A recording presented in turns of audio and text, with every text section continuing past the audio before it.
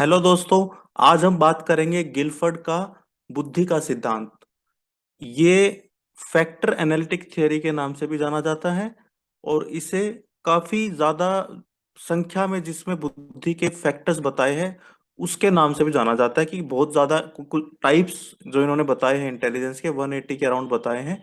तो वो एक बड़ी इसकी मतलब खासियत है कि बहुत ज्यादा बुद्धि के अंदर इन्होंने फैक्टर्स की गणना की है। तो चलिए समझते हैं ये सारा है क्या। सीटेट के लिए भी और बीएड के लिए भी ये काफी अच्छा टॉपिक है। और चैनल पर नए हैं तो सब्सक्राइब जरूर कर ले। तो समझते हैं ये है क्या। तो सबसे पहले तो गिलफर्ड कौन थे। अमेरिकन साइकोलॉजिस्ट थे। इन्होंने ये बात मानी थी कि सिंगल न्यूमेरिकल फैक्टर से आप किसी भी इंसान की बुद्धि को उसकी इंटेलिजेंस को नहीं डिवाइड कर सकते, नहीं बता सकते, क्योंकि उसके अंदर बहुत सारी चीजें रहती है। तो इनकी इस थ्योरी को SI स्ट्रक्चर ऑफ इंटेलेक्ट भी बोला जाता है। इन्होंने इसमें क्या बोला था कि एक इंसान की जो बुद्धि है, इंटेलिजेंस है, वो बहुत सारे फैक्टर्स से मिलकर बनती है। मतलब बहुत मल्टीपल चीजों के बाद आप उनको बोल सकते हो कि ये बुद्धि इसकी है। यानी बहुत सारी बौद्धिक क्षमताएं होती हैं जिसके बाद ये डिसाइड होता है कि इस इंसान की बुद्धि का क्या लेवल है। आप सिंगल न्यूमेरिकल फैक्टर से नहीं बता सकते। तो इन्होंने मेन तीन चीजों में इस डायमेंशन को बांट दिया था। Operations, content and product. इसे समझते बहुत आसान भाषा में आपको समझाऊंगा मैं। तो सबसे पहले स्ट्रक्चर समझ लेते हैं क्या है इनकी इंटेलेक्ट थियरी यानी SI। ये SI के नाम से भी जानी जाती है तो आप कंफ्यूज मत होना। फैक्टर एनालिटिकल अप्रोच भी इसको बोलते हैं तो भी आप कंफ्यूज मत होना। और बहुत ज्यादा बुद्धि को की क्षमताएं जिस थियरी में बताई गई है वो भी यही है। तो सबसे पहले उन्होंने क्या बताया था, तीन चीजें काम करती हैं किसी भी इंसान की मानसिक क्षमता के पीछे। सबसे पहला है इंटेलेक्चुअल प्रोसेस और मेंटल ऑपरेशन जिसे हम बोल सकते हैं। ये बौद्धिक प्रक्रियाएं हैं, छह है ये, आगे इनको वन बाय वन समझेंगे। दूसरा है इंटेलेक्चुअल कंटेंट, सामग्री। और तीसरा है इंटेलेक्चुअल प्रोडक्ट यानी उत्पाद। मतलब कुछ मानसिक प्रक्रियाएं होंगी, फिर कुछ कंटेंट और कुछ प्रोडक्ट निकल के आएगा। ये तीनों चीजें हैं। अब समझते हैं अलग अलग ये क्या है। बहुत ही सिंपल सी बातों को इन्होंने बताया है इसमें। छह बताए हैं आपके मेंटल ऑपरेशन। वो कौन से है, पहला है कॉग्निशन यानी संज्ञान। ये वो स्टेज है जहां पर हम क्या करते हैं, चीजों को समझते हैं, डिस्कवर करते हैं और किसी चीज के बारे में जागरूक होते हैं। यही हमारी वो मानसिक क्षमता है जहां पर हम अपने आसपास की चीजों को समझने का काम करते हैं। दूसरा है मेमोरी रिकॉर्डिंग। अबे दो चीज बड़ी आसान तरीके से आपको समझाऊंगा, कंफ्यूजन आप मत रखिए। मेमोरी रिकॉर्डिंग और अटेंशन अलग अलग चीजें हैं। मेमोरी को रिकॉर्ड करने का मतलब है कोई भी इंफॉर्मेशन आपने देखी, अपनी सेंसेस के जरिए परसीव की, उसे दर्ज करना, अपने दिमाग के अंदर बैठा देना, स्टोर रूम में अपने दिमाग के रख लेना। ये मेमोरी रिकॉर्डिंग हो गई। मेमोरी रिटेंशन है सही समय पर उसका प्रयोग करना। जैसे एग्जांपल के तौर पे आप कहीं पर गए, बीच रास्ते में आप किसी ब्रेकर से टकराकर या आपकी गाड़ी थोड़ा उसमें कुछ दिक्कत आ गई या आप बाइक पे थे तो आप गिर गए, या आपने रिकॉर्ड कर लिया कि इस रास्ते पे इतनी दूरी पर एक ब्रेकर है। अगली बार आप उसे जब उस रास्ते पर जाओगे तो सही समय पर अगर आपको याद आ गया तो आपका मेमोरी रिटेंशन अच्छा है। रिकॉर्डिंग होना एक काम है, उसे रिटेन करना, उसे सही समय पर यूज करना दूसरा काम है। यानी परमानेंट जब वो स्टोर हाउस में सेव हो जाती है तब की बात है ये।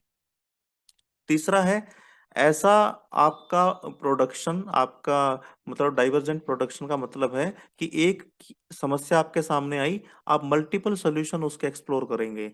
यानी आप अपसारी चिंतन इसे बोलते हैं, हम अपसारी उत्पादन बोलते हैं कि एक समस्या के लिए अनेक समाधान तैयार कर लेना। जैसे एग्जांपल के तौर पे बारिश है, आप अपने ऑफिस में हैं, अभी घर नहीं जा पाए, तो आपका दिमाग कहीं आपको चॉइसेस दे देगा कि आप बाइक खड़े कर दीजिए, आज बस से निकल जाइए, कैब कर लीजिए, वेट कर लीजिए, छाता ले लीजिए, जो भी है। अब एक ही समस्या पे कई सॉल्यूशन आना तो डाइवर्जेंट हो गया।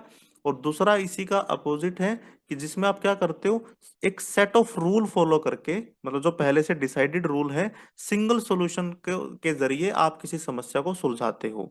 ऐसा कब होता है, तब होता है जब हमारे पास लैक ऑफ चॉइसेस होती हैं, बहुत सारे हमारे पास विकल्प नहीं होते, तो हम सेट ऑफ रूल को पकड़ते हैं और फिर हम किसी सॉल्यूशन पर पहुंचते हैं। देन इसमें सिक्स्थ नंबर पे है इवेल्युएशन। हम किसी भी चीज की वैलिडिटी को जज करते हैं, कितना एक्यूरेट है।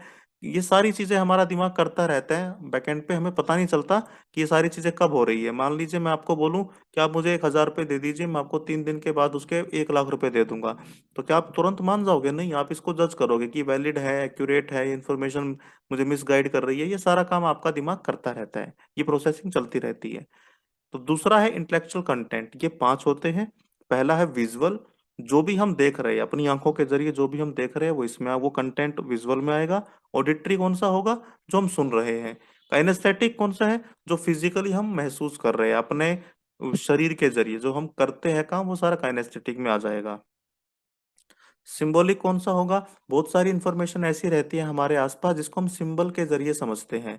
जैसे आप कहीं भी जाते हैं तो साइन लगे रहते हैं, कुछ न्यूमेरिकल्स लिखे रहते हैं, नंबर लिखे रहते हैं, लेटर लिखे रहते हैं, म्यूजिकल।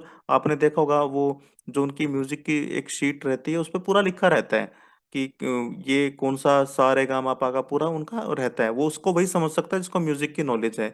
साइंटिफिक बहुत सारी ऐसे सिंबल रहते हैं जिनको वही समझ सकता है जिनको साइंस की उस फील्ड की नॉलेज है। तो सिंबॉलिक इन्फॉर्मेशन भी हमारे पास जाती है।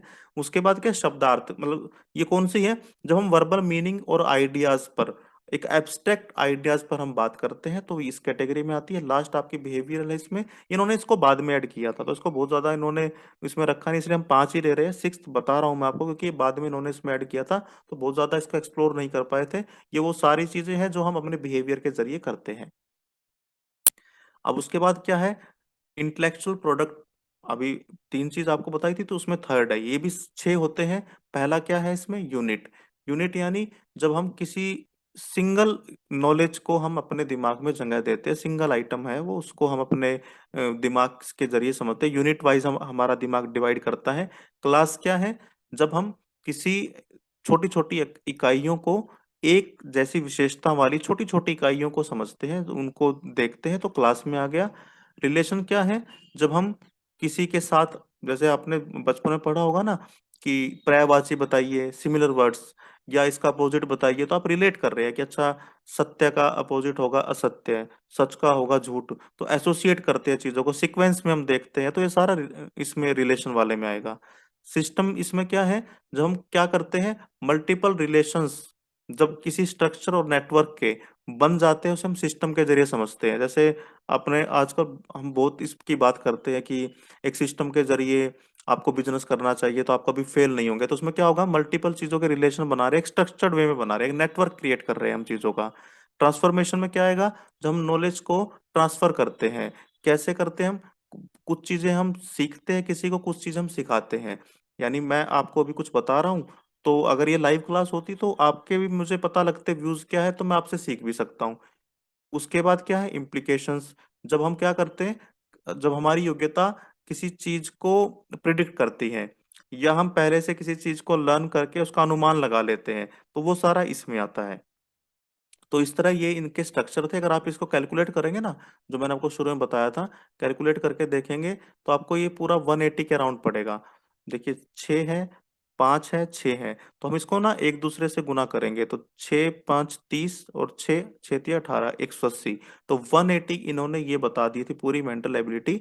तो सबसे ज्यादा इन्होंने ही बताई थी। तो अगर आपका कोई सवाल है इसके बारे में तो आप मुझे कमेंट सेक्शन में जरूर पूछिए। चैनल पर नए हैं तो सब्सक्राइब जरूर करें। सीटेट का आपको पता है दिसंबर में है, तो सितंबर से हम सीटेट की क्लासेस भी इस चैनल पर शुरू कर देंगे। Thank you very much.